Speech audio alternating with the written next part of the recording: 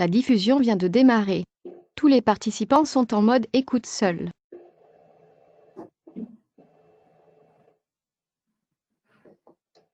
Hello, everyone. Good morning or good afternoon, wherever you're logging in from. We're very happy to welcome you today on our webinar talking about adaptive brands.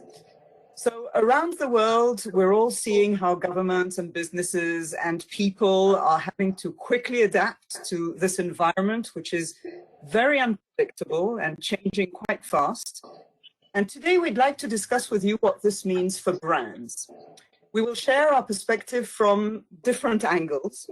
And first of all, Simon will update us on the most recent resources that we have available for you to see what's going on around the world now and what to expect next. Then Gillian from the UK will explain how we can achieve brand growth in a world that's both mindful and mindless. Later, Chris and Cliff, calling in from the US, will take us on a fascinating journey into the US presidential election. And we're going to wonder together with them, what if Trump and Biden were brands? And at last, we're going to zoom into Russia with Mia, who will be joining us from Moscow, who has joined us from Moscow, and will tell us a few fascinating brand stories from her homeland. And with this, I will pass the floor on to Simon for his introductory piece. Simon? Thank you, Jennifer. Hello, everybody. It's great to be with you today.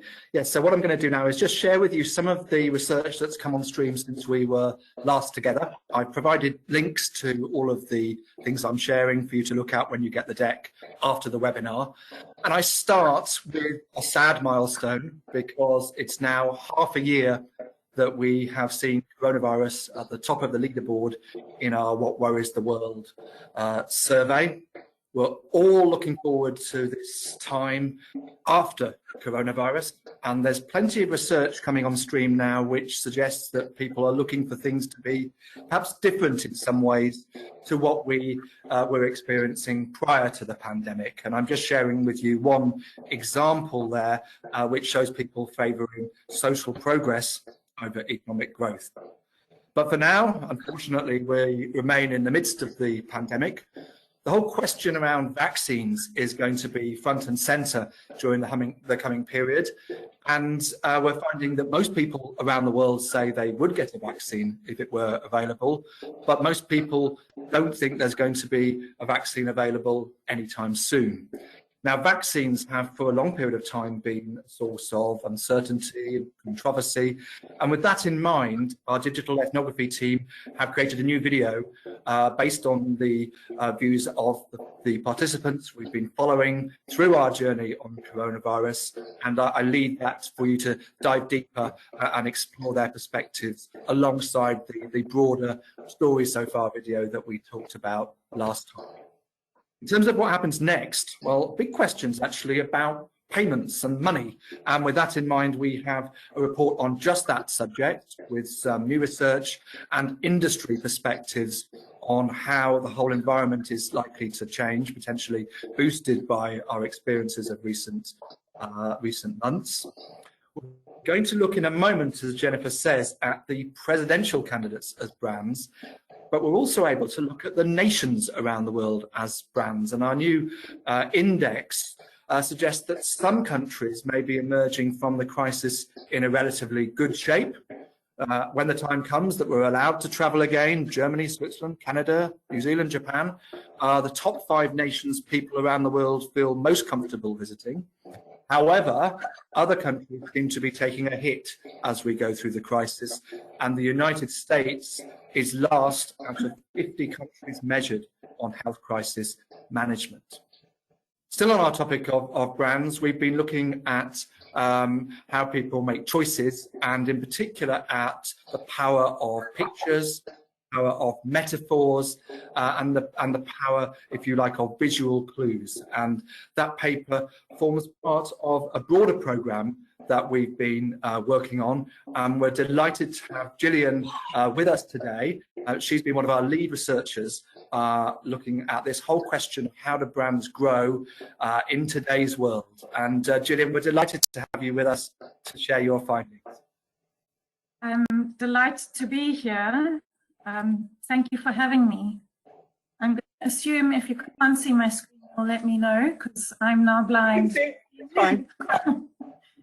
So I am really excited to be here today and to be spending the next few minutes sharing Dancing with Duality with you, achieving brand growth in a mindless and mindful world.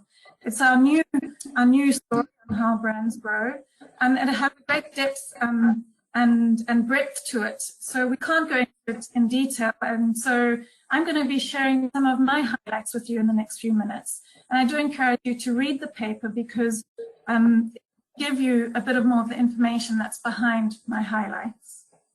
So I think it's fair for me to say that if you're on this call, you're in the business of understanding people. So I'm going to jump right in and drop my first highlight on the highlights reel, and it's people. People are brands. Brand growth starts with people. People is at the heart of Dancing with Duality. And brands that grow are chosen by more people, more often, more easily. It's the secret to brand growth. And Mila will be sharing a great case study from Russia of more people, more often, more easily in action. But this being the case that brands grow are chosen by more people, more often, more easily, it stands to reason that we should understand how people make choices, how people make decisions. And this is a really exciting one for me because it's the new thinking, it's our new knowing, it's the new knowledge that we have about how people make decisions. And the prevailing narrative has for a while been a system 1, system 2 thinking. But we now know more from research done in Ipsos, but also from research in neuroscience and behavioral science, that there's more to it than that. System 1, system 2 is too simple. In fact, we are both deliberative and automatic in our processing. And this deliberate and automatic processing arises along a continuum, a mindful, mindless continuum. So it's not either or, it's both, and it's both all at the same time and all in varying degrees. And this new thinking, this new knowing, means that the mindful, mindless continuum is the second in my highlights reel. But there's more to it than this. There's more to this mindful, mindless continuum. And it's an adaptive process. We have these processes going on all the time, these deliberative and automatic processes. They're kind of dancing along this mindful, mindless continuum of ours, and they are adapting to the need and the goal and the moment that the decision is being made and the context in which the decision is being made. So these adaptive processes, these physiological processes are going on in our brains. But what does that mean for us as people? What is our lived experience of these processes? How does it show up for us? And we are adaptive decision makers. So when we're making choices, we're making brand decisions, we are taking into account what's going on around us and within us. It's the context. So we are influenced by external factors and internal factors. And I'm sure you can all think immediately of some examples of what an external factor or an internal factor might be. So whether you're shopping at a beautiful night market during the festive season and you're choosing to drink hot chocolate instead of a crisp glass of white wine, that's context. That's an external influence. And brands show up in those external contexts. Brands appear there. And internally, we bring with us memories and associations, and we have thoughts and feelings and smells even, our physical sensations even, that influence the decisions that we make in the moments that we make them. And brands show up there as well. Brands in our past experiences, recent experiences of the brand, and the competition as well. So there are actually two highlights in my highlights reel here that I'd like to add, that we are adaptive decision makers and context matters. Context impacts the choices that we make. Now, knowing this, it feels like there's something weighty there that has impact for marketers. And it is true. If context influences the choices that we make, what does this mean for marketers? So if brands show up in context at the right time, in the right way, then brands are able to stage an intervention in the moments that matter, when the choice is being made, when we're choosing whether to put something in our basket or not. And therefore, by intervening, we increase the chances of the brand being chosen, of our brand being chosen. And there are three kinds of interventions that marketers can follow. They're reinforce, disrupt, and justify. Now, which one of these or a combination of these are used or employed depends on the needs of the brand. If you're the market leader, usually this means a lot of people are already automatically mindlessly choosing you, and you want to reinforce that automatic decision making. But if you're the competition and people are not choosing you, you want to design interventions that disrupt that automatic processing, that cause us to slow down just a second to be able to think about the choice that we're making and possibly make a different choice, choose the competitor rather than the one we had intended. And so that ends up in our basket. And there's justify, because it's important to give people arguments, give people reasons for the choices that they're making, give them reasons for the deliberation that they might be going through. And even if we're wanting to reinforce the more mindless choices, we do find we are going to pause at moments. And so when that happens, we need to give people access to the reasons for choosing one brand over another, whether through reinforcement or disruption. So staging an intervention is the last on my highlights reel for today. So in my closing few minutes, let me try and pull this all together for you. So we have people, brands grow and are chosen by more people, more often, more easily. Our adaptive decision-making arises along a mindful, mindless continuum. And our choices as adaptive decision makers are influenced by what's going on around us and within us. And context matters. It impacts the brand choices people make. And brand interventions, marketers can use brand interventions to craft the context and influence brand choice. So understanding how to influence contextual choice means marketers can ensure their brands show up in the right places, in the right moments, and in the right way to achieve sustainable brand growth. So that's really a whirlwind view of Dancing with Duality and my highlights reel for today. Great, Gillian. Thanks so much for this highlights reel, a super sort of condensed view of some of the elements of your very rich paper. There's lots to take in. And so I was wondering, just to leave us with your little piece of wisdom, what is the one thing that you would want us all to take away from what you've shared today? People are adaptive decision makers. If you remember that, everything flows from there. Great. Thank you so much, Gillian. And now I'm sure we're all very curious, and we can't wait to hear about candidates, Trump, Biden as brands. So Chris, will you take us through your story?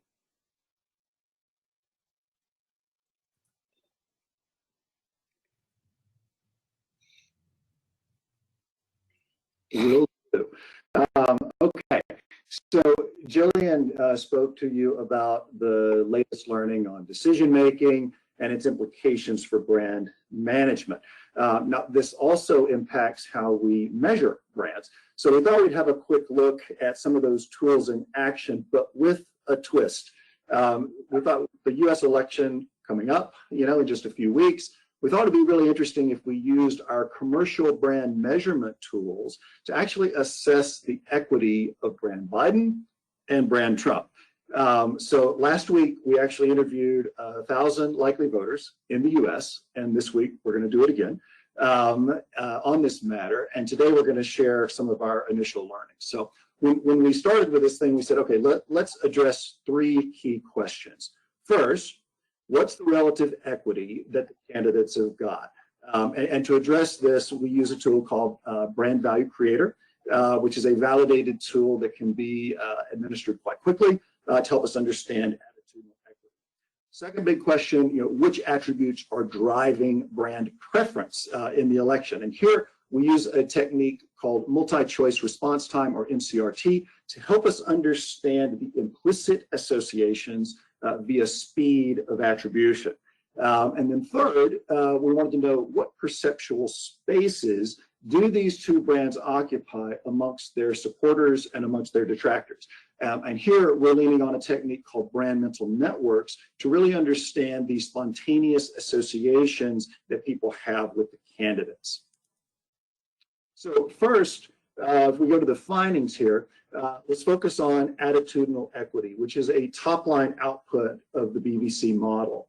Now, when we look at equity between the two candidates, we get a share of desire result.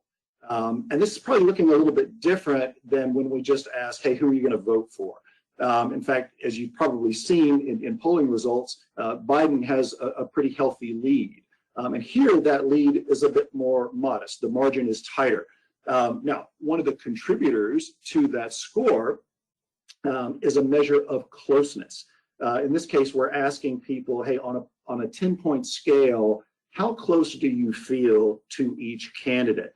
And when we inspect these top box scores, we see that 35% of likely Trump voters give him a 10, and that compares to a 29% for Biden. But when we look at the other end of the scale, we see that 88% of likely Biden voters will give Trump a bottom box score, whereas just 77% of Trump supporters put Biden in that bottom box. So at both ends of the scale, there's a little more intensity around brand Trump. Now, we also asked voters to choose their favorite public figure from this list of candidates on the right. And obviously, we actually drew from former presidents here in making this comparison. But what's so interesting here is that you find that Democrats are 4 times more likely to name Obama than they are to name Biden, 62 to 14. Meanwhile, Republicans are 4 times more likely to name Trump than George W. Bush, who was the last sitting Republican president. And I understand that's not a totally fair comparison given the time it's been since those guys have been in office, but it does underscore the relative lack of intensity and commitment to brand Biden.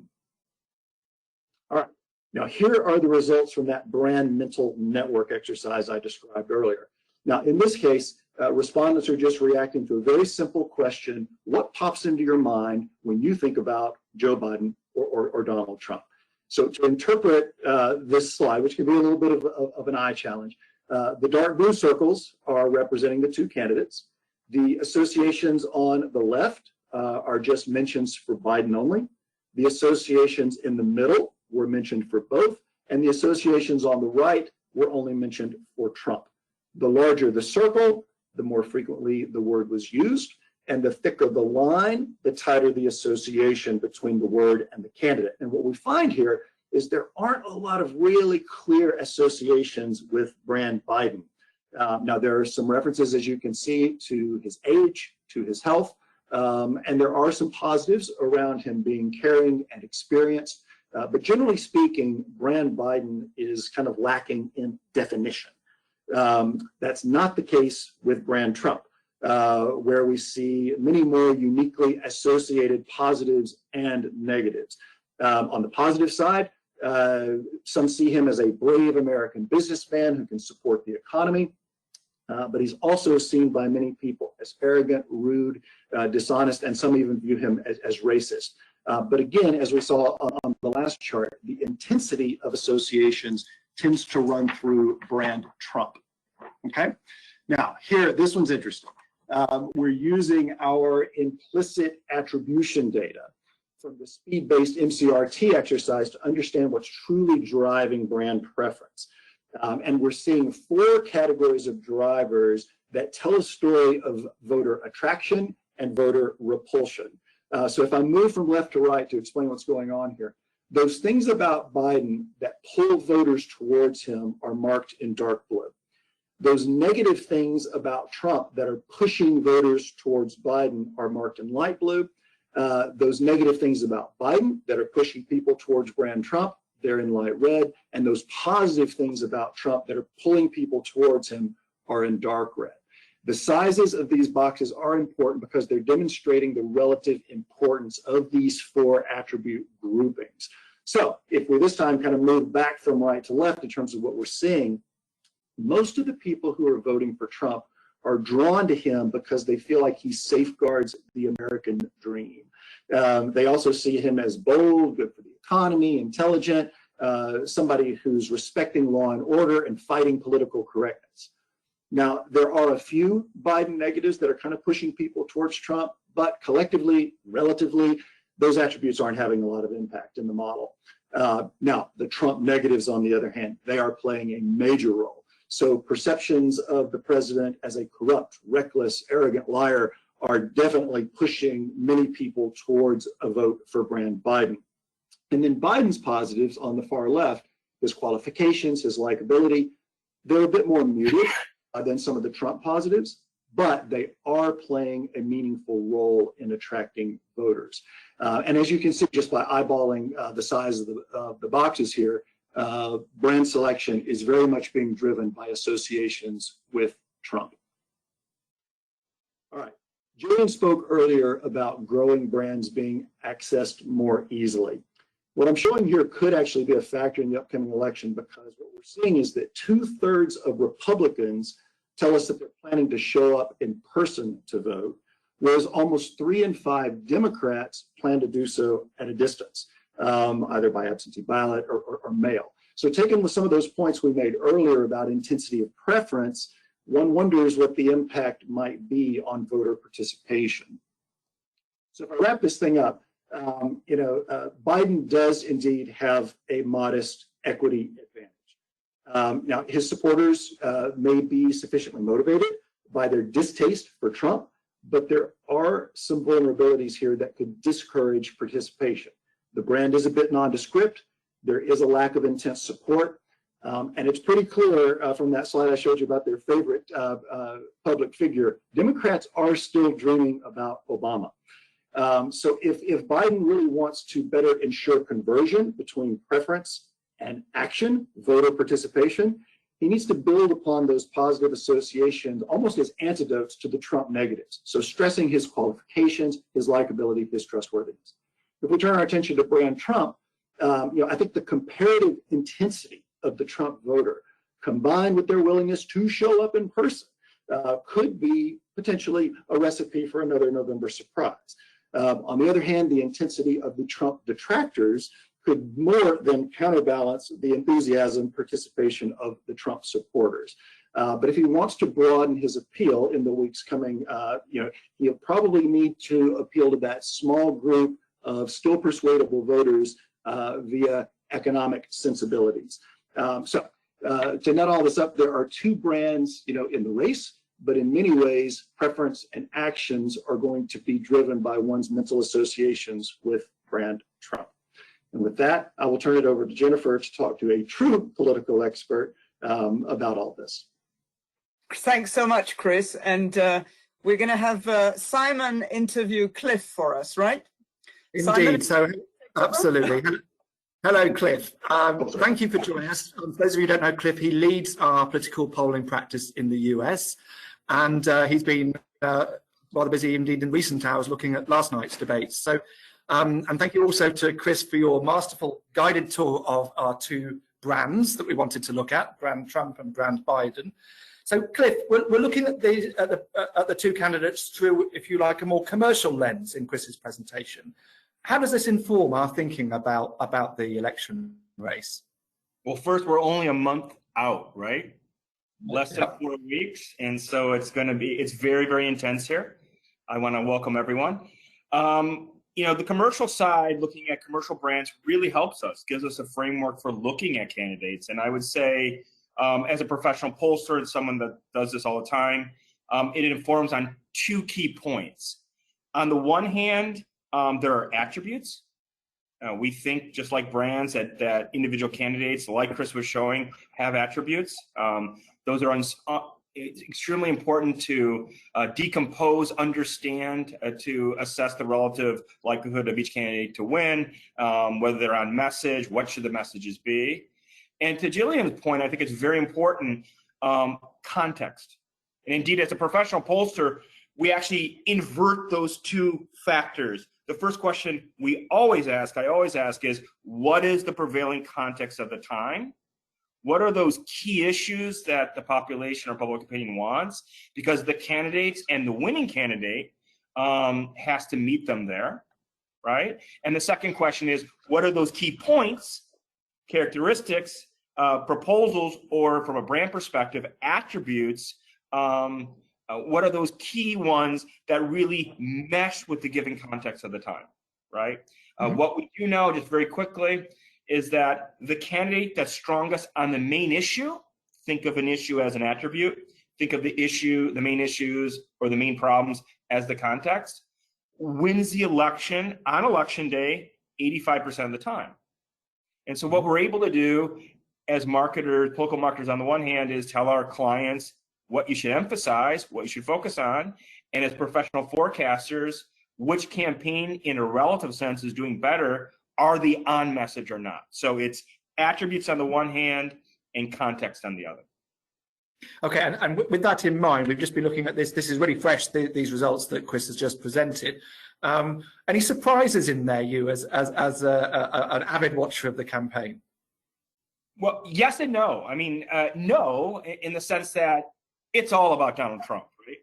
This entire election, it's you love him or you hate him. Basically, that's the world we're in. Highly polarized world. By the way, highly polarized world in many places, not just the US. We know that at Ipsos, tracking this. And I think that Chris's data really reinforces that point, that it's all about Trump. It's a referendum on Trump. Indeed, whether it be Biden, he probably was the best fit against Trump, or an Apple, if the Democrats had nominated an Apple, or anything that went into that sort of a contrary point, it was still going to be about Trump. That's the first point. I think the second point, the most important one, is it goes to, it really brings to the fore the sort of more personality and more implicit sort of characteristics that really are important for decision making at this point. It's about attitude, and indeed in a anti-establishment world like we're in, that irreverent character like Trump has resonance with his base, and you love it if you love it, but if you don't love it, you hate it. And I think this sort of, once again, this polarization is really here in the air today, and Chris's study really reinforces that point. Okay, well, just on that, because what you just said there, I think prompts this question that I had, because you're a veteran, if I may say so, of many campaigns in Brazil, US, and in other places. What would you say is the big difference between a brand campaign and an election campaign in terms of the people who are perhaps running it back at headquarters? I would say clarity and speed. And so an election has a beginning, middle, and end. We have an election day, like that proof point to see if your strategy or your approach was effective or not. When it comes to brands, it's much more slow moving.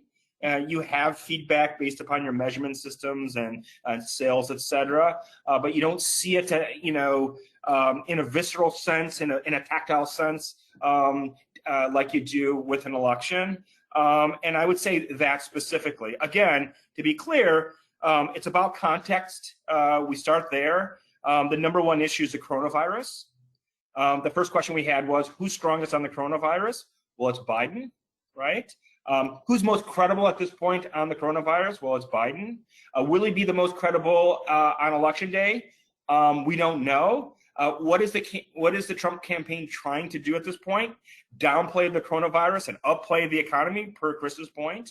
And so this is just giving you a little bit of some examples symbolically of the fact that we have everything like a brand campaign, but it's condensed. There's clarity and concreteness versus speed, and we're going to have a result at the end of the day in less than a month, and we'll know who was right and ultimately who was wrong. Well, thank you, Cliff. And I guess as you remind us, there is many twists and turns to come over the weeks ahead of us. So thank you so much for joining us. I'm going to hand back to Jennifer in the studio in Milan. Thanks a lot. So yes, a big thank you to Chris for sharing this analysis and to Cliff for sharing his perspective. So if I followed you guys well, it seems that it's everything about brand Trump and context coronavirus. It seems that these two things are going to define, right? Yeah. So we'll all be waiting and watching very carefully. Thank you very much again for sharing that. So now we're going to move from one very big country where lots of things are happening these days. We're moving to another continent, to another very big country. And so we're very happy to welcome Mila, who is joining us from Moscow, and who is going to share some brand stories from Russia. So Mila, we'd love to hear about your Russian stories now. Thank you. Thank you, Jennifer. Hello, colleagues. Can you see my screen? Yeah, it's okay. Yeah. So yes, I'm very glad to share some of good cases from Russia today. But at the beginning, I would like to share with you some surprising data for me, which were really surprised for me. I saw it yesterday first, and we just published our report on global happiness. And as you see here, despite we expect to see a bit different numbers, we see that increase in happiness in Russia is 11 points. So it's a bit surprising, but if we think about it in terms of when we collected this data, it was in August. So it was the moment when the lockdown was over, and what we see here, that people regaining again the basics, like they were able to leave their homes, to visit fitness, to see relatives, friends, colleagues, and these small pleasures bring a bit more happiness to their life than maybe a year ago when it was 11 points lower. So if we look at the sources of happiness, what really makes people happy, we see here again very basic and traditional values like children, like relationship with a partner, like feeling that life has a meaning, and so on. And here I think it is useful to compare this data to some data we have from Ipsos Global Trends recently, where we asked people what do they really choose, innovative brands or traditional brands, as we speak about brands today. So what we see here, that Russians, again, they say that only 28% were happy to go with innovative brands. So most of people would see brands to be more traditional, to speak to them about their traditional values, about their basic values, and not that very much addicted about brands being innovative. Although we know that nowadays it is very important for brands to have innovation, to be digital, to survive in a crisis. This is one of the main factors of survival. But when it comes to working with consumer, it is very important to be human and to feel about people's story. So this is one more very interesting piece of data to share with you today, again from Ipsos Global Trends. If we talk about happiness, if we talk about winning consumers' hearts, it's all about trust, of course. And now trust become more and more important every day because we are in the middle of the crisis, of a global crisis. So what do we see here? If we ask people in terms of industries, in terms of sectors, which are the most trusted ones? And on the first two places, we see delivery companies and online retail.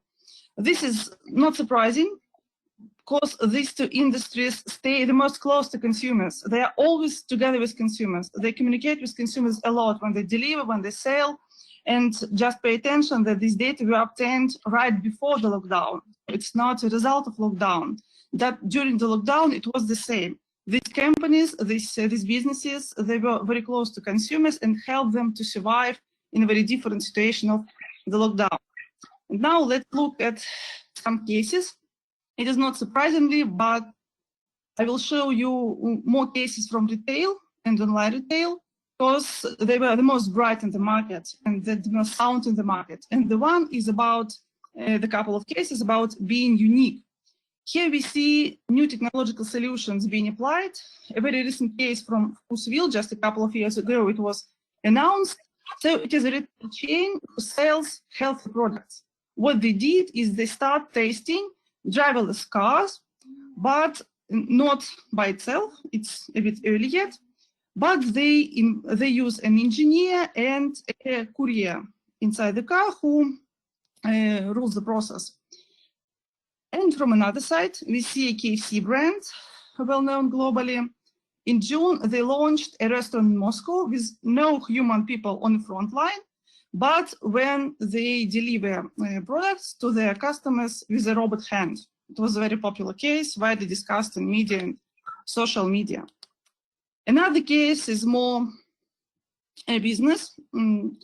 So if we speak about really a success story of growth, it is worth mentioning X5 Retail Group. It is a number of supermarket chains here in Russia.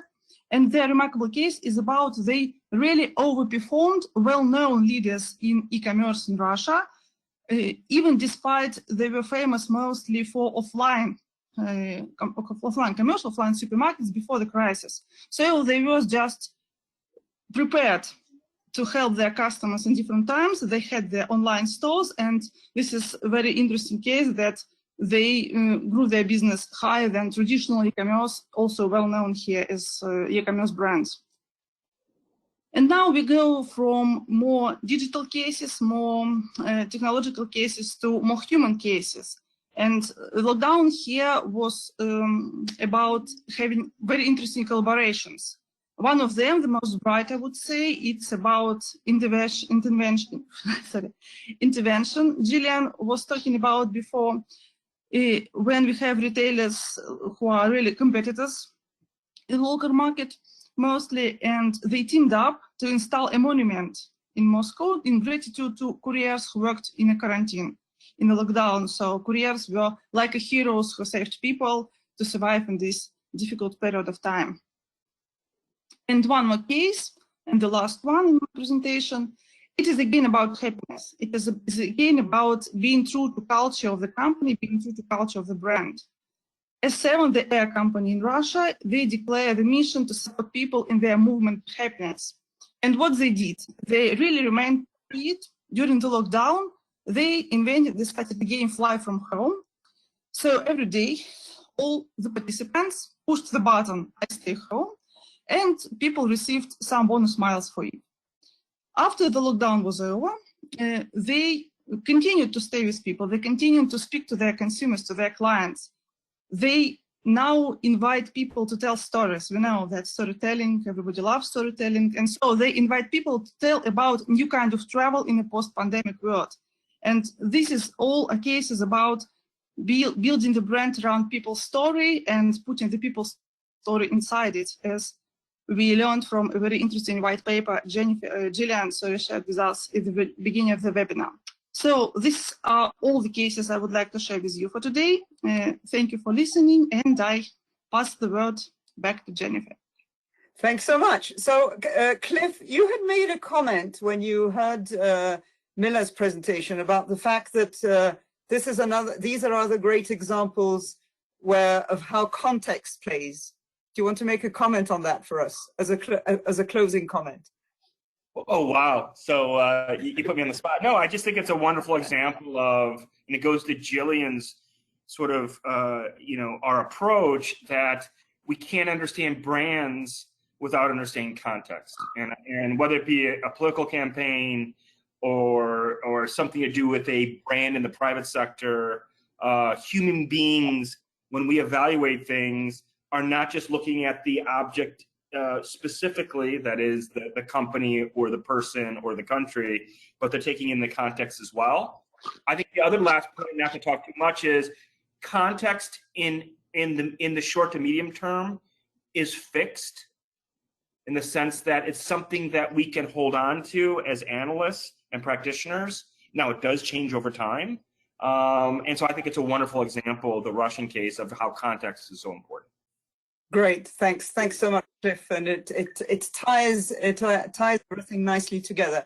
And a last question for you, Mila. I was wondering, you showed us all these great examples of brands in Russia. Did you personally experience any of these brands? Good question, Jennifer. Yes, I was a very active player of Fly From Home game because I love traveling a lot. And I tell you a secret, tomorrow I fly to the sea with a 7. Yeah, so I knew that you were flying thanks to that contest. So that's really great. That brand will be very close to your heart. So very good. And we all wish you a great holiday, Mila. Thank you for being with us today. Thank you to all of our speakers and to all of you who have been with us from all around the world. We had people connected from 40 countries today. So thank you all for connecting. That's really great. And we would love to see you again in 1 month's time. At the end of November, we'll be back with another series. So thank you, everyone, and bye-bye. Have a nice rest of the day. Bye.